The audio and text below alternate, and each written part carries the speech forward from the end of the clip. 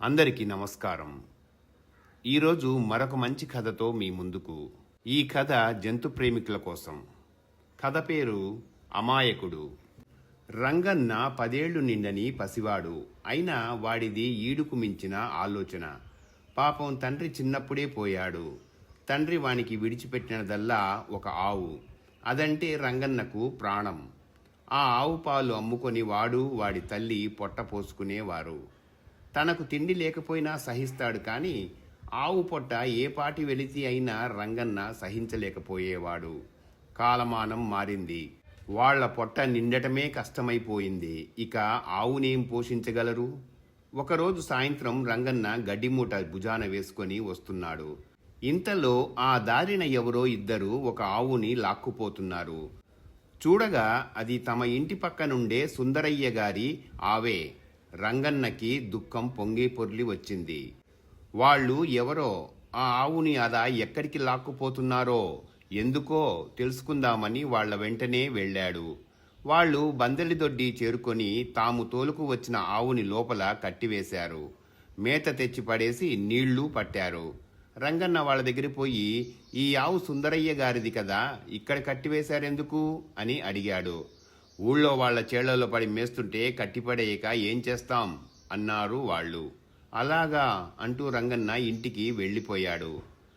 తరువాత వాడు ప్రతిరోజు ప్రొద్దున్నే తన ఆవును ఆ బందలదొడ్డి దగ్గరికి తోలుకు వచ్చి దాదాపు రోజంతా అక్కడే ఉండిపోయేవాడు. సుందరయ్య గారి ఆవు ఇంకా దొడ్డిలోనే ఉండటం, దొడ్డివాళ్లు దానికి మేత నీళ్లు అమరుస్తూ ఉండడము చూచేసరికి రంగన్నకి రకరకాల ఆలోచనలు పోయినాయి. ఒక రోజున వాడు యథాప్రకారం ఆవుని మేపడానికి తీసుకువెళ్ళాడు. ఒక చెట్టు నీడని కూర్చొని ఆవును మేతకు వదిలాడు. రంగన్నకి ఎప్పుడు నిద్రపట్టిందో తెలియదు. మెలకువ వచ్చి చూసేసరికి ఆవు లేదు. ఒక్క పరుగున పోయి బందెలదొడ్డి చేరుకున్నాడు. సుందరయ్య గారి ఆవు పక్కనే తమ ఆవు కట్టివేయబడి ఉంది. అది చూడగానే రంగన్నకి మొదట దుఃఖం పొర్లి వచ్చింది. కానీ వెంటనే వాడికి ఒక ఆలోచన కలిగింది. తలవని తలంపుగా ఆవు బందెలిదొడ్డిలో కట్టివేయబడింది. ఇది ఒక విధంగా మంచిదే. దాని పోషణ గురించి ఇక విచారించవలసిన పని లేదు. నా ఆవు చల్లగా ఉన్నది, అదే నాకు 10,000 అనుకున్నాడు. మరి కాసేపటికల్లా ఇల్లు చేరుకున్నాడు.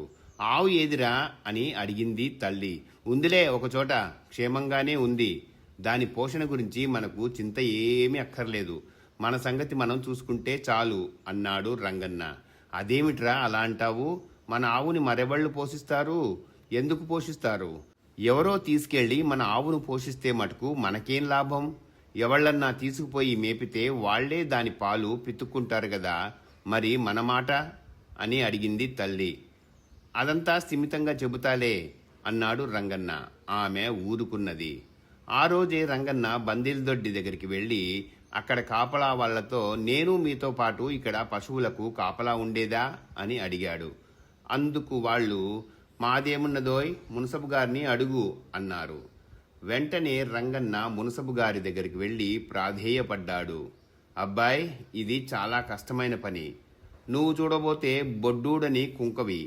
నిన్ను గురించి గవర్నమెంట్కు రాయాలి, జీతభత్యాలు ఇచ్చేది వారే కదా అన్నాడు. అయ్యా, నాకు జీతం వద్దు, ఊరికే నౌకరీ చేస్తాను అన్నాడు రంగన్న ఉత్సాహంతో.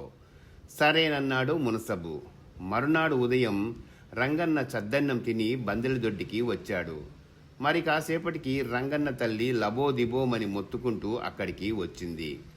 ఆవిడ వెంట మునసబు కూడా ఉన్నాడు. రంగన్నని చూస్తేనే మునసబు, ఎంత మోసం చేశావురా నువ్వు?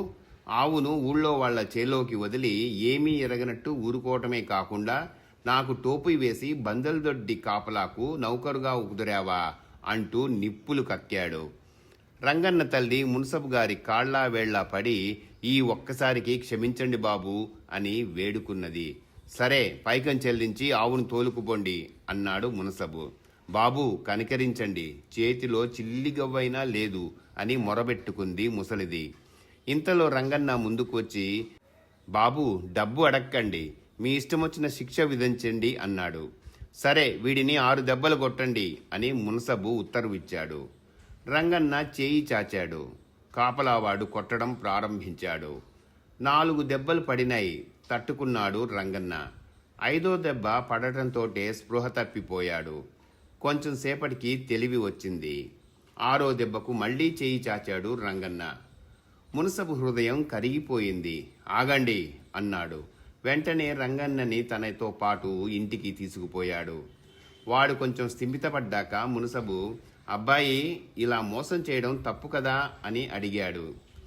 అందుకు రంగడు, బాబు, బందిలిదొడ్డి అంటే అసలు ఏమిటో నాకు తెలియదు. నేను కావాలని నా ఆవును వాళ్ళ చేన్పైకి తోలనూ లేదు. దురదృష్టం వల్ల అది పట్టుబడిపోయింది. అందుకు నేను విచారించాను, కానీ ఆలోచించక దానికి అక్కడ బాగా పోషణ జరుగుతున్నది కదా అని మాకు తిండికి కరువైతే అయ్యింది. పాపం అదైనా అక్కడ హాయిగా ఉంటోంది అని తృప్తి కలిగింది. దాన్ని వదిలి నేను క్షణంసేపు ఉండలేను.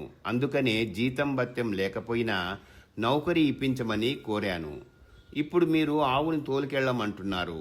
మా పొట్ట గడవడమే కష్టంగా ఉందే, దాని సంగతి ఏం చూడగలం అన్నాడు.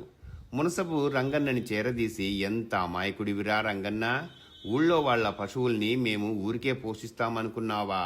పోనీవు, ఈ వాటి నుండి మీరు మా ఇంట్లో ఉండిపోండి. మీ ఆవును కూడా మా పశువులతో పాటే ఉండని, అన్నింటినీ నువ్వే కాస్తూ ఉండు అన్నాడు. నాటి నుంచి రంగన్న ఎంతో విశ్వాసంగా పనిచేసుకుపోతున్నాడు. వాడు, వాడి తల్లి, వాళ్ళ ఆవు క్షేమంగా ఉంటున్నారు. ఇంతటితో కథ సమాప్తం.